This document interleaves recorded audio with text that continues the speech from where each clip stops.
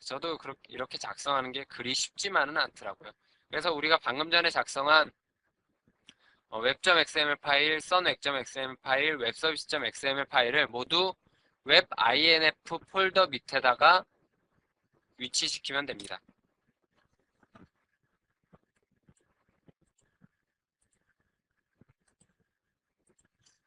자, 제가 세 가지 파일을 미리 작성을 해놨습니다.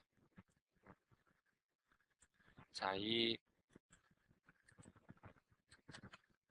sun web.xml 파일, web.xml 파일, webservices.xml 파일을 모두 web.inf 폴더 밑에 작성을 하시면 됩니다.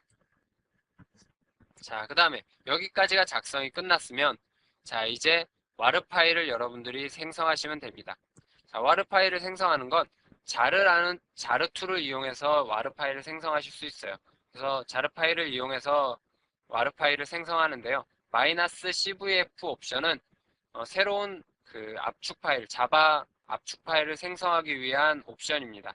그리고 와르 파일의 이름을 입력해 주시면 되고요. 그리고 마지막에 와르 파일에 포함될 디렉토리를 입력해 주시면 됩니다. 자, 그럼 한번 직접 생성해 보도록 하겠습니다.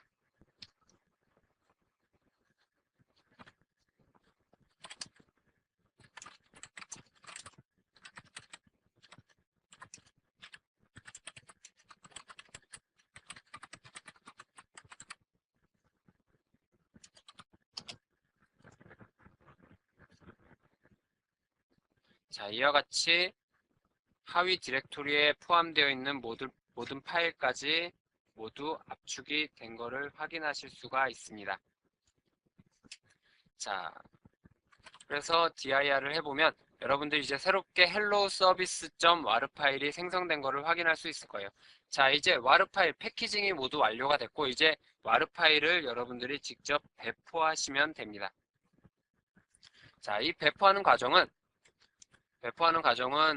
그 AS 어드민이란 툴이 있습니다. 이 AS 어드민이란 툴이 뭐 하는 툴이냐면 커맨드 라인 상에서 J2E 어플리케이션 서버의 컨테이너를 관리하기 위한 도구입니다. 그래서 AS 어드민이라고 입력하시면 여러분들이 이렇게 AS 어드민이라는 프롬프트가 새롭게 나오는 걸 확인을 하실 수가 있을 거예요.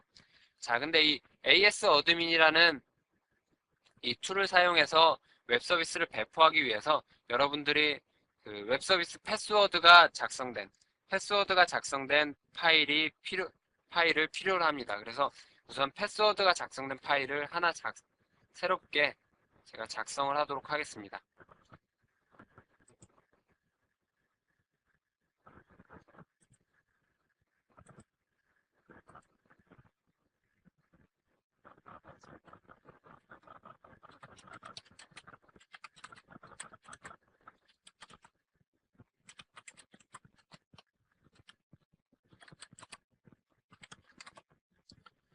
자, 패스워드가 적힌 파일의 형식은 이와 동일합니다. as어드민 패스워드라는 단어를 쓰시고 그리고 이퀄 표시해주고 뒤에 여러분들의 그 컨테이너 관리하기 위한 패스워드를 입력해 주시면 됩니다. 그리고 저장을 하실 때 와르 파일이 작성된 디렉토리 밑에다가 여러분들이 파일 이름은 뭐 여러분들 임의로 하셔서 작성을 하시면 되겠습니다. 자, 그래서 어드민 패스워드 텍스트, 그러니까 웹서버를 관리하기 위한 어드민 패스워드가 입력된 파일까지 모두 작성을 했습니다. 자, 그럼 AS 어드민 툴을 이용해서 배포를 해보도록 하겠습니다. 자, AS 어드민이라는 단어를 입력하면 자, 이와 같이 AS 어드민이라는 프롬프트가 생성된 것을 확인할 수 있을 거예요. 자, 여기서 deploy라는 명령은 여러분들이 작성한 와르 파일을 웹서버에 적재하기 위한 명령어입니다. 자, 그리고 첫 번째 호스트 옵션에는 여러분들 웹서버의 주소를 쓰시면 됩니다. 로컬호스트죠. 자, 그 다음에 포트 옵션에다가는 웹서버의 관리자 포트를 입력해 주시면 됩니다. 관리자 포트는 제가 4848번이라고 설명을 드렸죠. 그리고 유저 옵션에는 여러분들의 웹서버의 유저 아이디를 작성해 주시면 됩니다. 그다음에 패스워드 파일 옵션에는 여러분들의 그 웹서버를 관리하기 위한 관리자 패스워드가 기록된 파일 이름을 입력해 주시면 됩니다. 자, 그리고 마지막으로 여러분들이 배포하려는 와르 파일의 이름을 입력해 주시면 됩니다. 자, 엔터를 치면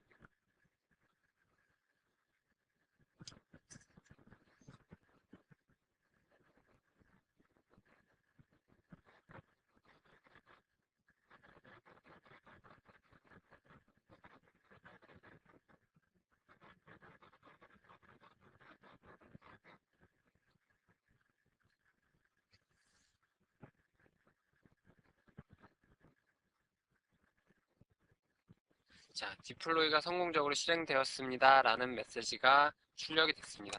자, 이로써 이제 수동으로 웹서버를 배포하는 과정까지가 모두 완료가 됐습니다.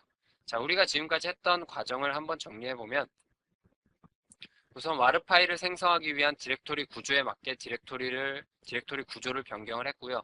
그리고 두 번째로 web.xml 파일을 작성했고, 세 번째로 sun web.xml 파일을 작성했고, 마지막으로 webservices.xml 파일을 작성을 했습니다.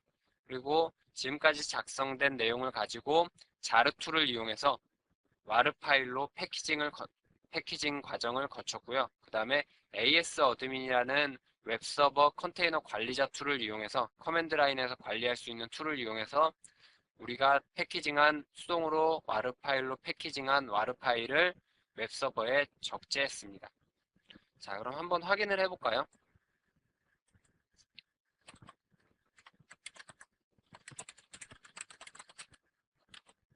자, 로컬호스트 하시고 뒤에 4848 포트 번호를 적어주시면 웹서버를 관리하기 위한 컨테이너의 관리자 페이지로 넘어가게 됩니다. 자, 그래서 사용자 이름과 패스워드를 입력해 주시면 자, 로그인 과정을 거쳐서 웹서버를 관리하기 위한 관리자 화면으로 넘어가게 됩니다.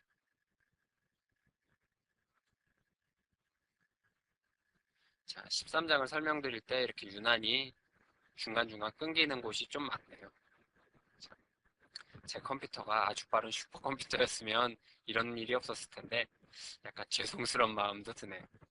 자, 어쨌든 자, 이렇게 웹서버를 관리하기 위한 관리자 화면이 나옵니다. 그래서 왼쪽 프레임에서 웹 응용 프로그램을 선택하시면 우리가 작성한 헬로우 서비스라는 응용 웹 서비스가 구동 중인 것을 확인할 수가 있습니다.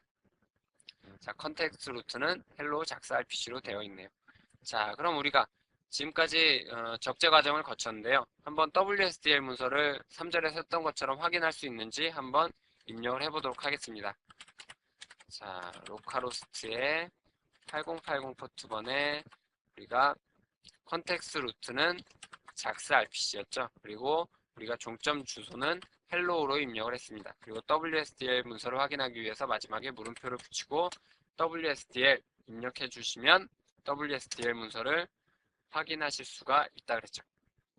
자, 그래서 이와 같이 WSDL 문서가 나온 것까지 확인을 했습니다. 자, 이로써 13장 강의가 모두 끝났는데요. 자, 13장에서 우리가 알아본 내용을 다시 한번 정리를 할게요. 자, 제가 왜 이렇게 정리를 하는 거 아니? 13장에서 다룬 내용이 여러분들이 이제 웹 서비스를 구현하는 데 있어서 굉장히 기본적인 내용이기 때문에 제가 다시 한번 설명을 드리는 겁니다. 그리고 지금은 이제 웹 서비스를 제공할 수 있는 EJB 툴이나 이런 것들이 굉장히 좋기 때문에 여러분들이 이렇게 수동으로 만드실 일은 사실 제 생각에 그렇게 많지는 않을 것 같아요. 여러분들이 회사 가서 프로그래밍을 하신다던가 실전에서 이제 웹 서비스를 개발하는데 이렇게 수동으로 개발하실 일은 그리 많지 않습니다. 근데 이 내용이 왜 중요한 거 아니? 회사에서 많이 이렇게 웹 서비스를 개발하시는 분들이 이런 말을 합니다. 자기가 웹 서비스를 개발하긴 하는데 도대체 왜 이렇게 되는지를 모르겠다. 왜 이렇게 구현해야 되는지를 모르겠다라는 거예요. 그럼 결국 웹 서비스를 만들긴 하지만 그 웹 서비스 과연 제대로 된 웹 서비스냐는 보장할 수 없다는 얘기죠. 그래서 여러분들이 이런 기본적으로 이런 좀 복잡하지만 이런 과정을 통해서 웹 서비스를 개발하는 방법을 아셔야지만 여러분들이 기타 툴을 쓰는 건 사실 그렇게 큰 문제가 아니거든요. 여러분들이 조금만 툴을 익히시면 얼마든지 웹 서비스 개발하실 수 있어요.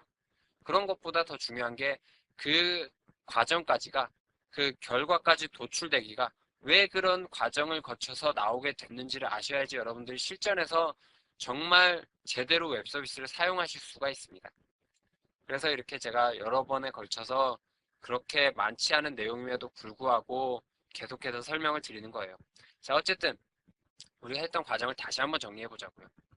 자, 우리가 인터페이스 파일 만들고 구형 클래스 파일 만들어서 컴파일해서 클래스 파일을 얻은 후에 인터페이스 정의 파일을 작성해서 WSDL 컴파일 툴을 가지고 WSDL 파일과 매핑 파일을 작성했어요. 자, 그 다음에 거기까지 작성된 내용들을 가지고 디플로이 툴을 이용해서 와르 파일을 패키징하고 배포하는 과정을 알아봤고, 그리고 커맨드 라인을 통해서 웹.xml, 썬.xml, 웹서비스.xml 파일을 작성해서 와르 자르 툴을 이용해서 와르 파일로 패키징하고 AS 어드민 툴을 이용해서 배포하는 과정까지를 알아봤습니다. 한 내용 쭉 이어서 얘기하기도 숨차네요. 자, 어쨌든 여기까지 과정을 거쳐서 이제 여러분들은 하나의 웹 서비스를, 간단하지만 하나의 웹 서비스를 완전하게 구현하신 거예요. 자, 그러면 이제 우리가 이 웹 서비스를 이용할 수 있는 클라이언트도 만들어 봐야 되겠죠. 자, 우리가 이제 이 웹 서비스를 이용할 수 있는 클라이언트는 16장에서 다루도록 하겠습니다. 14장에서는 WSDL에 대해서 설명을 드릴 거고요. 그리고 15장에서는 UDDI에 대해서 설명을 드리고 16장에서 이제 본격적으로 웹 서비스를 이용할 수 있는 클라이언트 구현 방법에 대해서 설명을 드리도록 하겠습니다. 자, 그럼 13장 내용은 여기까지 마치도록 하겠습니다. 수고하셨습니다.